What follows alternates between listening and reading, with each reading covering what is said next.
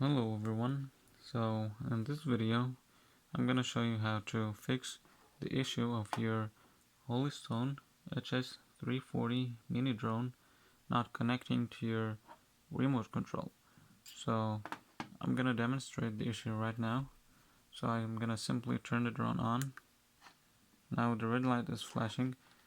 Now it's at some point it should start flashing slowly so I can connect it, but this never happens, and if I try to connect it,